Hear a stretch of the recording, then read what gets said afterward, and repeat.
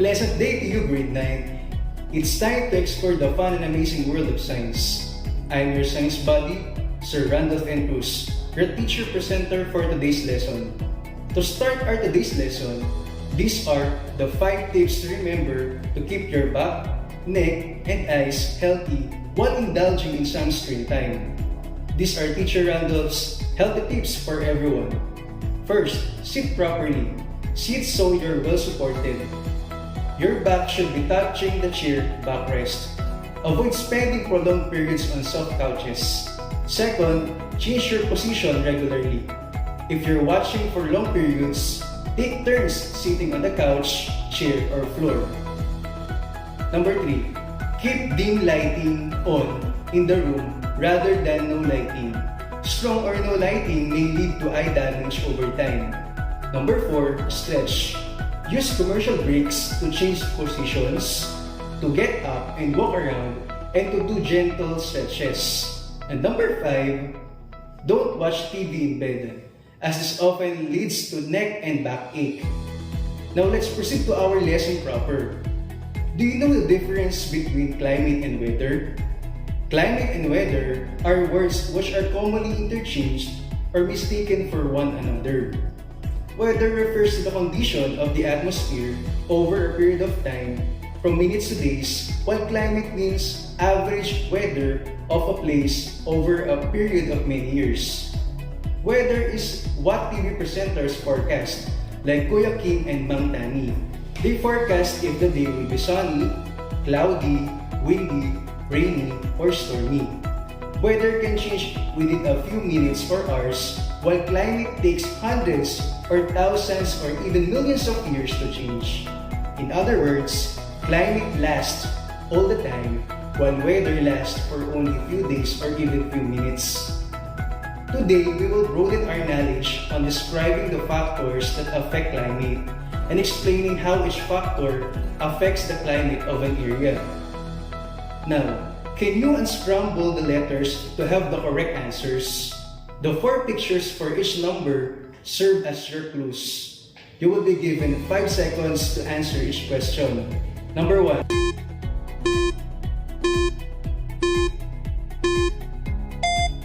Altitude. Altitude refers to the elevation of a place above the sea level. Number 2.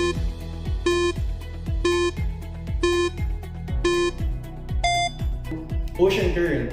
Ocean current is the continuous and directed movements of ocean water. These currents are on the ocean surface and in its depths, flowing both locally and globally. Number 3.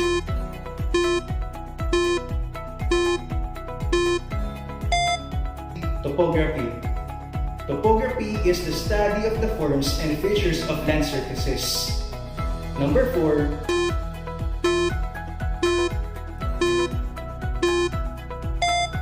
Latitude. Latitude is the measurement of distance north or south of the equator. It is measured with 180 imaginary lines that form circles around the Earth's east-west, parallel to the equator. Number 5.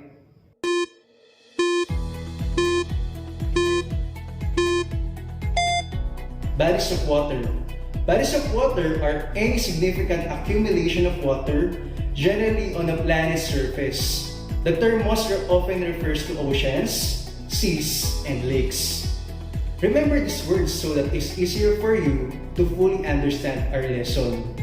Now, get a piece of paper and a pen. Choose the letter of the correct answer and write your answers in your notebook or on a separate sheet of paper. You will be given 5 seconds to answer each question. Number 1. Why are the coolest places on Earth found at the poles? A. Great amount of gaseous particles trap heat from the surface. B. Great amount of thermal radiation is received by these areas. Letter C. Less amount of gaseous particles trap heat from the surface. D. Less amount of thermal radiation is received by these areas.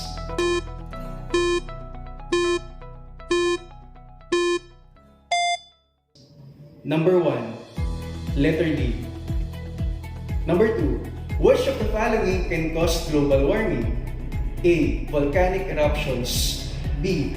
The increase of the amount of rainfall. C. The rising of warm air into the atmosphere. Or D. Increase of the amount of carbon dioxide in the atmosphere.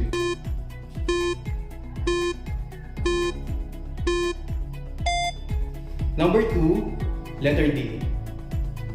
Number 3, City A is surrounded by bodies of water and has a moderate climate. It is located near the equator. What will most likely affect the climate of the city? A. Altitude. B. Latitude. C. Topography. D. All of this.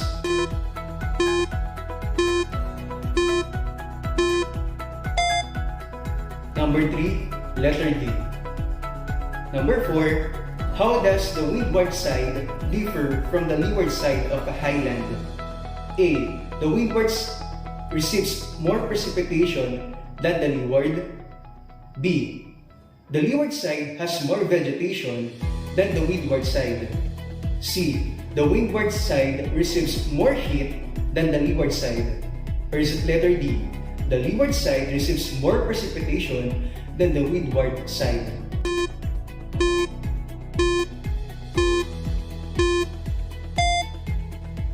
Number 4, letter A. And for number 5, which of the following best describes climate? A. The weather that occurs in the atmosphere within a day. B. The pattern of weather that occurs in a region over a long period of time. C. The pattern of weather that occurs in a region over a short period of time. D. The disturbance in the atmosphere that happens in a long period of time.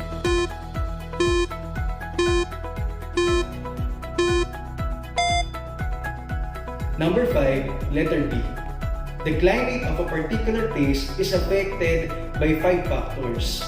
These are latitude, altitude, bodies of water, topography, and ocean currents. Latitude. Latitude is the measurement of distance north and south of the equator.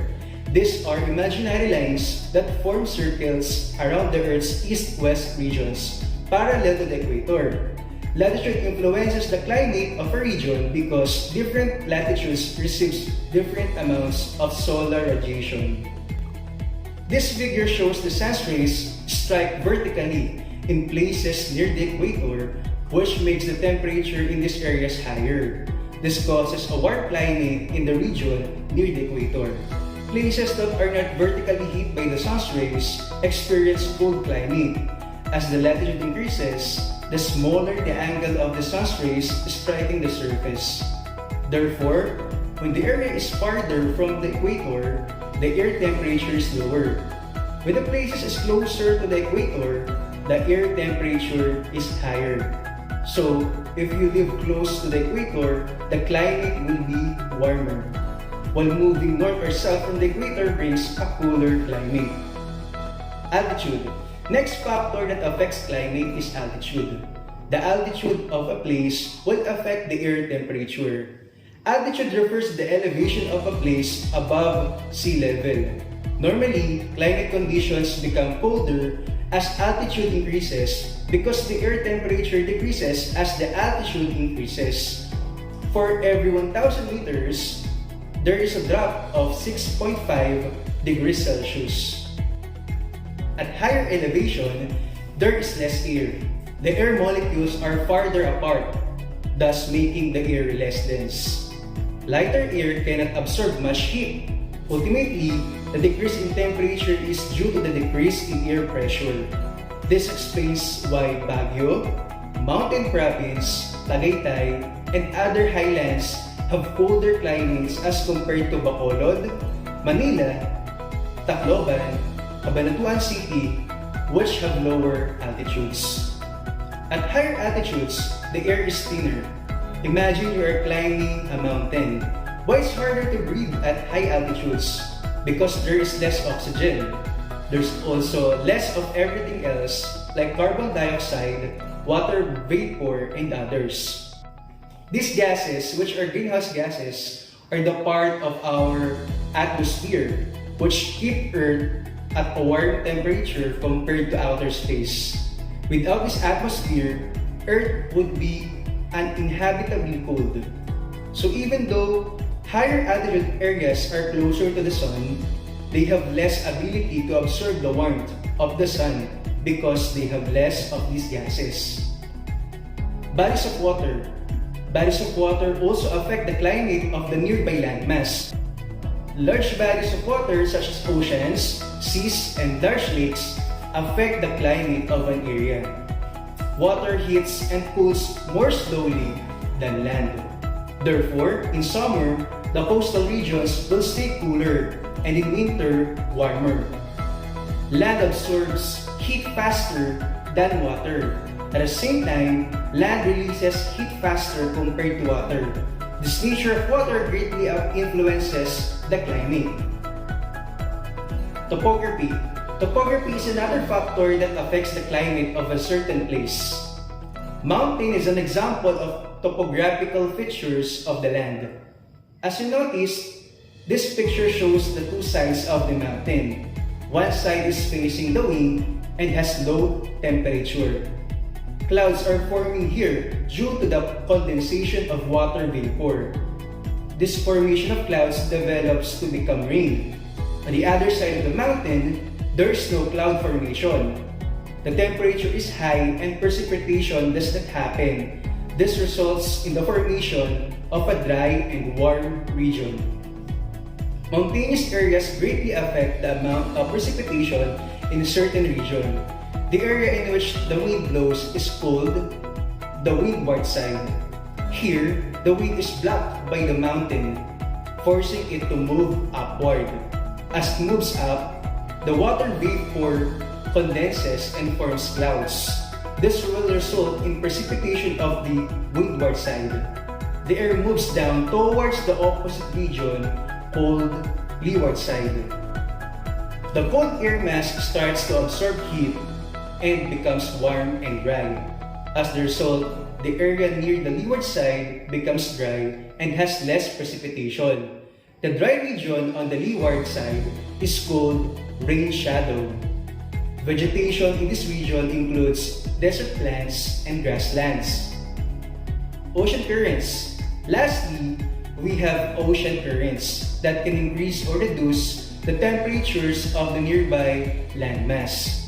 Ocean currents are created by wind, water temperature, salt content, and gravity of the moon. It has the role of keeping our planet warm. One way that the world's ocean affects weather and climate is by playing an important role in keeping our planet warm. The majority of radiation from the sun is absorbed by the ocean, particularly in tropical waters around the equator, where the ocean acts like a massive, heat-retaining solar panel. Land areas also absorb some sunlight, and the atmosphere helps to retain heat that would otherwise quickly radiate into space after sunset. The ocean doesn't just store solar radiation, it also helps to distribute heat around the globe. When water molecules are heated, they exchange freely with the air in the process called evaporation. Ocean water is constantly evaporating, increasing the temperature and humidity of the surrounding air to form rain and storms that are then carried by trade winds. This figure shows different loops and gyres of surface currents around the world. In the northern hemisphere, the current flows in a clockwise direction. On the other hand, in the southern hemisphere, the current flows in counterclockwise direction. This clockwise and counterclockwise of ocean currents are caused by the Coriolis effect. Ocean currents that flow away from the equator carries warm water. The air above the water has higher temperature. When ocean currents that bring cold water move towards a coastal region, the temperature of the area decreases as warmer air from the land flows to the sea, resulting in a cold climate. When warm ocean currents that take long warm water go to a landmass, the temperature of the place increases as warmer air above the water flows inland. resulting in a warm climate. All these 5 factors may affect the climate of an area. Climate may differ from one place to another depending on latitude, altitude, bodies of water, topography, and ocean currents. Now let's have some trivia time. The hottest temperature recorded in the Philippines was 42 degrees Celsius in Tuguegarao, Cagayan. It happened twice on April 29, 1912 and in May 11, 1969. The lowest official temperature ever recorded in the Philippines was 6.3 degrees Celsius that happened on January 18, 1961 in Baguio City. You can tell the temperature by counting a cricket's chirps. Just count the number of chirps in 14 seconds, then add 40 to get the temperature. The number you get will be an approximation of the outside temperature. To convert cricket chirps to degrees Celsius, count the number of chirps in 25 seconds, divide by 3, then add 4 to get the temperature. Now let's test if you have learned something useful today. Get a piece of paper and a pen and write fact if the statement is correct and bluff if incorrect. You will be given 5 seconds to answer each question. Number 1. Climate is a general pattern of weather that occurs over a long period of time.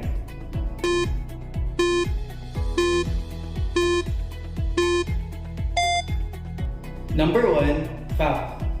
Number 2. Weather is a condition of the atmosphere at a particular place over a short period of time.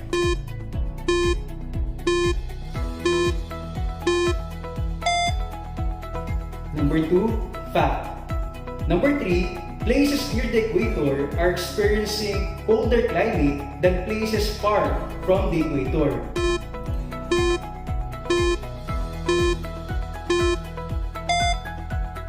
Number 3. Bluff. Number 4.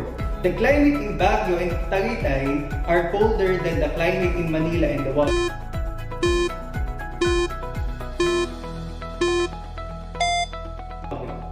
Number 4. Fact. Number 5. Leeward side of the mountain is more suitable for vegetation than its windward side.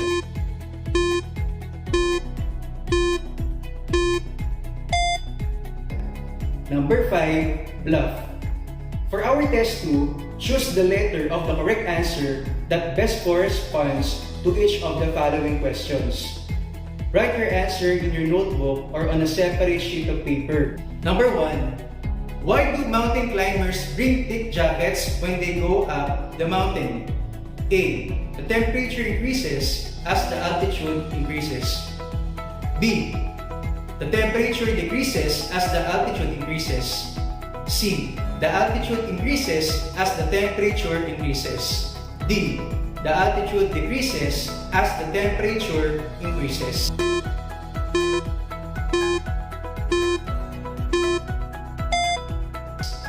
Number 1, letter B.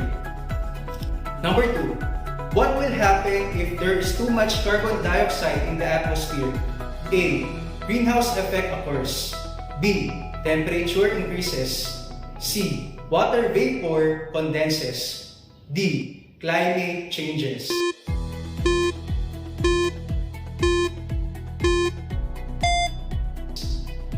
Number 2, letter A.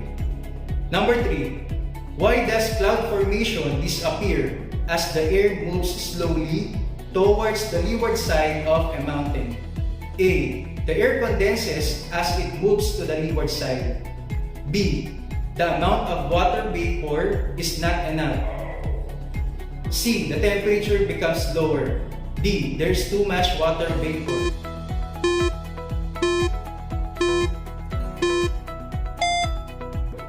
Number 3, letter B. Number 4, as you go to the top of the mountain, what happens to temperature? A. It decreases. B. It goes up and down. C. It increases. D. It remains the same.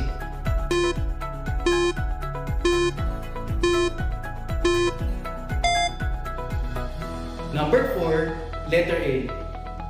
Number 5. It refers to the atmospheric condition of a place over a long period of time. A. Climate. B. Monsoon. C. Topography. D. Weather.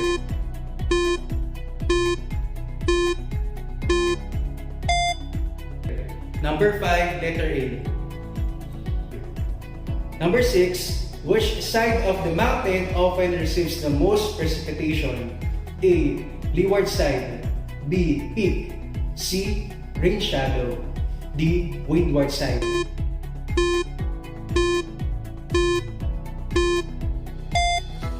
Number 6, letter D. Number 7. What region receives the least amount of solar radiation? A. Equatorial region. B. Polar region. C. Temperate region. D. Tropical region.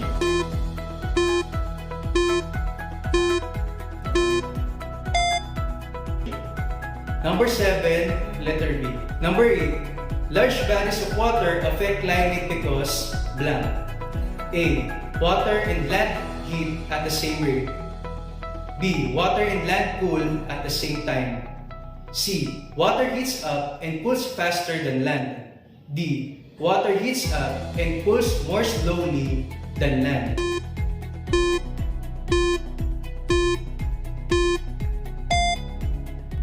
Number 8, letter D. Number 9. During summer, many people visit Baguio because of the cold weather. What do you think makes Baguio cold? A. Latitude. B. Topography. C. The altitude. D. The distance from the ocean.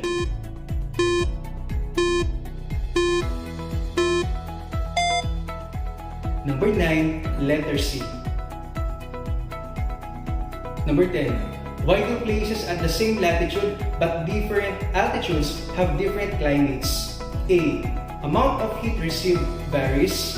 B. Amount of precipitation differs. C.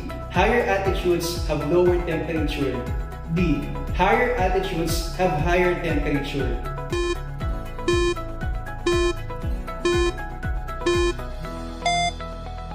Number 10, letter C.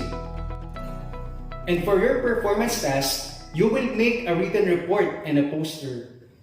For written report, here is the instruction. Suppose you are a tourist guide in a company and your job is to showcase beautiful places in the country. Choose 2 famous places in our country and explain the climatic condition. Make a written report for these 2 places. Use the table here as your guide. Do this in your notebook or on a separate sheet of paper. You will be guided by these scoring rubrics. For poster making, here is the instruction. Illustrate a poster about the effects of climate change. Do this on a short bond paper. You will be guided by these scoring rubrics. And there you have it. Thank you for your active participation. I hope you had a great time. I'm your Sir Randolph Cruz, saying that life is more fun and exciting through discovering the fascinating world of science. Good day.